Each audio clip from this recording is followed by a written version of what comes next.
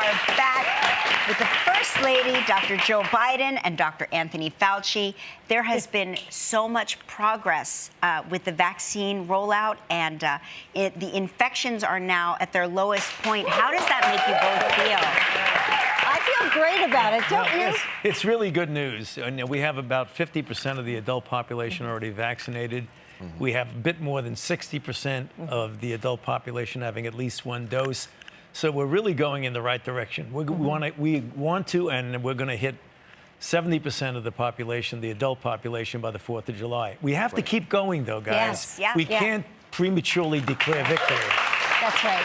You know, I have to tell you, we all got vaccinated, and my husband, who was working in Canada, just got his last vaccination, and it was like such relief to know that we were all vaccinated in the house. Yep. Freedom, There is freedom, yes. So if you're over 12, go get vaccinated. Yes. Please. Yes.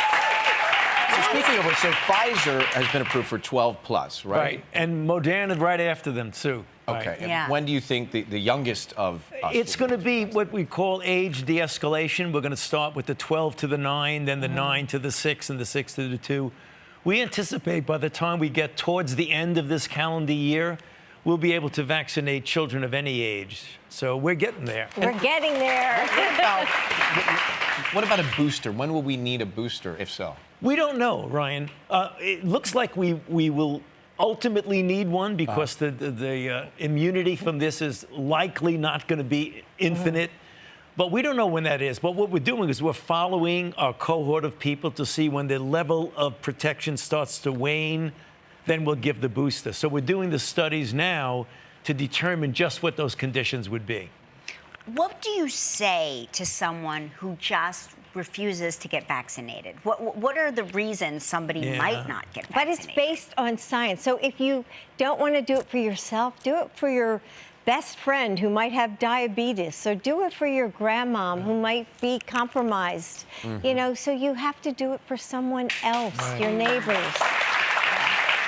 What if somebody's afraid of needles, not to name names, but what if somebody... I'm scared to death of needles. Are you really? Yes, and it was so easy. And now when we go to vaccination sites, I'm usually holding somebody's hand and, you know, helping them through it. So it's fast, right? It's fast, and it doesn't. It's a pinch for a second. It doesn't last. No, it doesn't. No. I'm afraid as well. It's like breaking your tooth, right?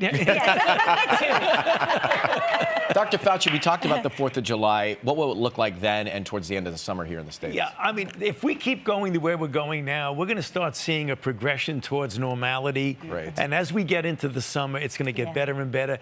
But I really want to say again, it's so important as you see the beautiful weather and a number of people get vaccinated, don't stop. We've got to keep getting people vaccinated. And as Dr. Biden says, it's really important because there are a group of people, mostly young people, who say, you know, if I know that from statistics, if I get infected, the likelihood is that I'm not going to have a serious outcome, even though young people are starting to get serious outcomes. Much, much less common than elderly and people with underlying conditions.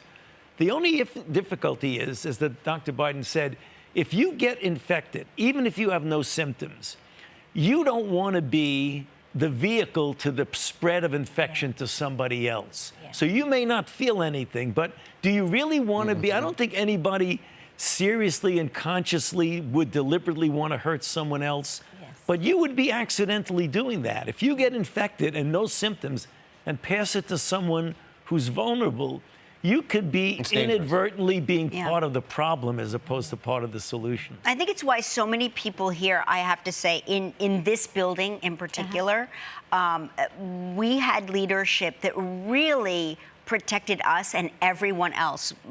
They were so careful here about minimizing our exposure, not just to each other, but to make sure that nobody here got the virus or spread the virus. And it was because of our leadership in this building that we were able to really...